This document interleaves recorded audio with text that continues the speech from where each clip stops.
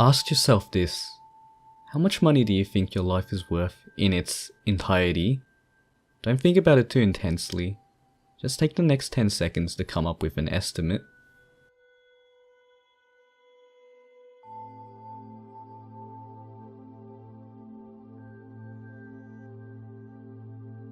Done? Cool. Was it $1 million? 5 million? 10 million? More? Less? A lot less? Now you're probably wondering where I put myself at. And well, honestly, I have no idea. And I guess I'm as lost as some of you watching. Thinking that far ahead into my future really triggers my anxiety, and my thoughts suddenly become surreal and incomprehensible. Maybe it's the leftovers from my teenage angst, but thinking about the worth of my life in terms of money is hard. And when you factor in potential happiness, contribution to society, and how many dreams are achieved, then it gets even more muddled. Depending on how you view it, it's a bit depressing to think about. In terms of putting an arbitrary amount to my life, hopefully 1 million isn't too much to ask. It's a hard question to start off a video, and I'm sorry for that. But it's also the first thing I sold my life for 10,000 yen per year asks us. Long name, I know.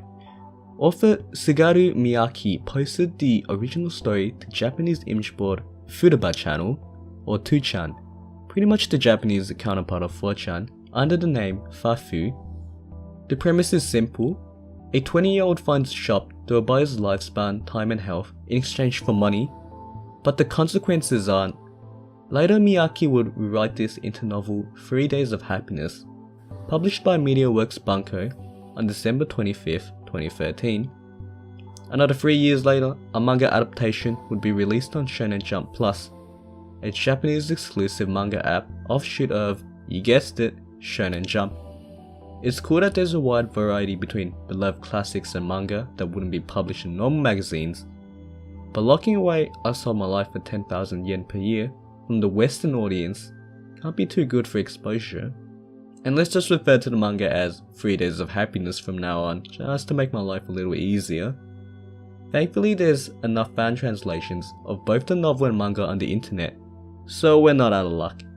Still, I've never heard much discussion about this, and that's a shame because it's a rare story that understands reality isn't black and white, life isn't simple, and sometimes fixing mistakes doesn't equate to success.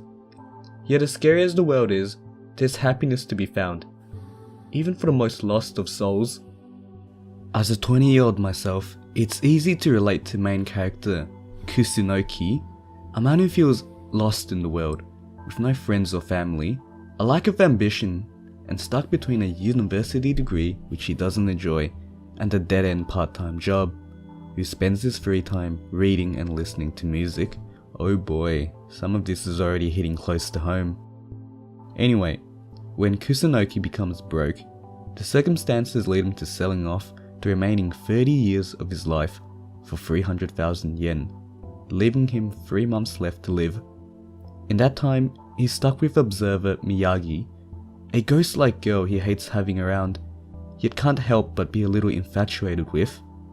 It's over the course of these months that the protagonist must come to terms with his life regrets and find a fulfilling way to live his remaining time, all whilst becoming closer with Miyagi. As a character-driven plot, a lot of what we learn about our characters are expressed in thought bubbles and conversation.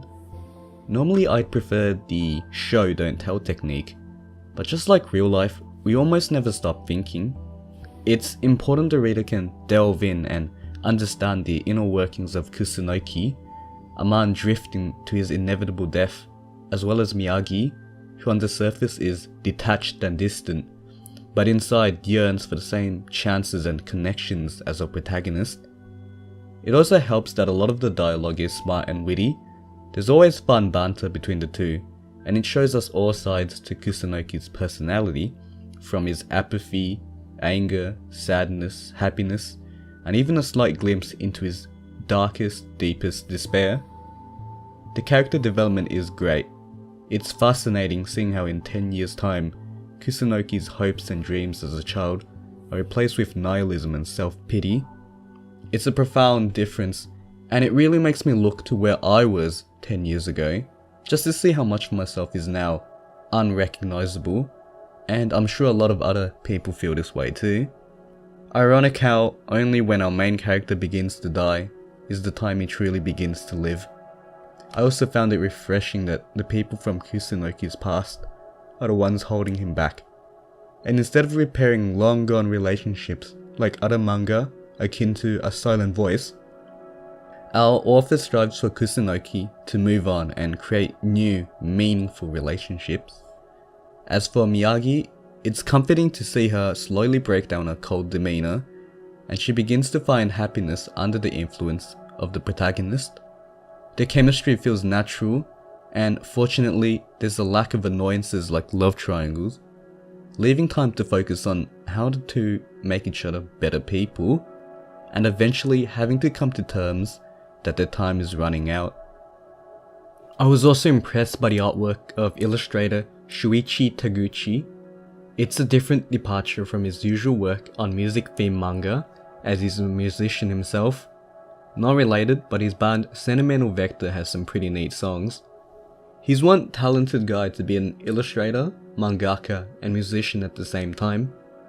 Coming back to 3 Days of Happiness, the simplicity and minimalistic approach to the character design presents a huge contrast with some of the gorgeously detailed environments, portraying this notion that our characters are just lost souls wandering through a gigantic world. The supernatural elements are downplayed in the artwork, and it works well to immerse the reader into this casual depiction of reality. And just to speak a little bit about the supernatural, it was a good idea to not get too deep into the workings of it, because it's more of a plot device to explore our characters. 3 Days of Happiness is a simple story coupled with complex characters to understand, and while 16 chapters with an additional bonus chapter is quite short for a manga, it was paced extremely well, and at the end I was left with a feeling of closure. No matter what happened next, the characters had found their happiness, and after everything they've endured, this is all that matters. Looking back, I can't for the life of me come up with any major criticisms, aside from when Kusunoki uses his artistic talent as a bargaining chip. That felt like a bit of an arse pull. Otherwise, I'm definitely interested in checking out our author's other works, which, going by the descriptions, seem to carry themes similar to 3 Days of Happiness. Ultimately, it might come down to your life views and where you are in life that dictates what you take away from this manga. For me, I discovered 3 Days of Happiness in a time where I'm transitioning from teen to adult, not sure where I want to go, just letting life take me where it wants. It's a big reason why I've connected with these characters in their journey. What is the value of my life, and can I change it? Or does that even matter? Questions the manga presented at beginning and end respectively. In the afterword of the novel, it's interesting to note Miyake was aiming to capture the hopeless beauty of the fool who creates his own hell, and that only before their death would they be cured. Inadvertently, 3 Days of Happiness got Miyake to speak about the value of life and power of love, among other things. Although it was not his intention, I'm glad he did. Death isn't romanticized, but rather reinforces the saying, the flame that burns twice as bright, burns half as long.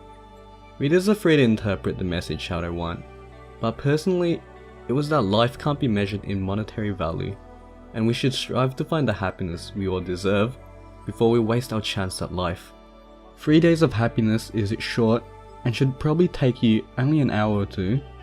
During those few hours, I've taken to heart lessons which I'll carry around for the rest of my life.